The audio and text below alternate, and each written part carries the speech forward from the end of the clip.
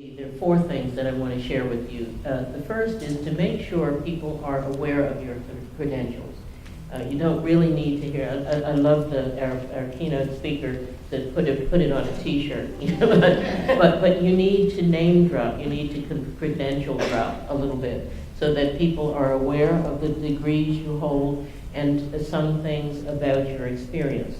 They haven't read your resume when you go into a meeting, so make sure that you find a way delicately to promote your own credentials.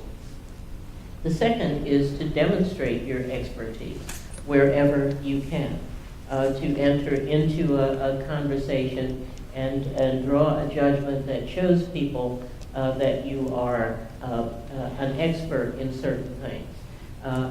What I do is I consider myself an expert now in bond measures and construction. And so this is the ultimate male terrain. And so when I get into analogies from construction, that has another sort of equalizing, stabilizing impact, particularly with men. It goes without saying that you should always do an excellent job. Because I believe it's still the case that women need to outperform men in order to even be perceived as equal. So going out of your way to do the best you possibly can. And the final advice is to make yourself an expert in things by volunteering for committees. I have found that the world is full of teachers who would love to sit down with you. And when I became chancellor, for example, I knew nothing about bond measures and certificates of participation in this whole world of finance and construction.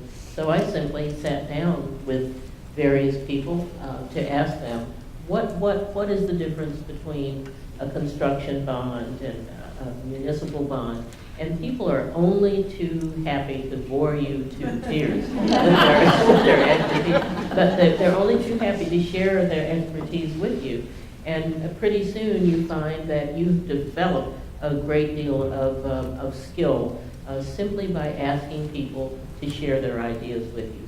So these are just some strategies.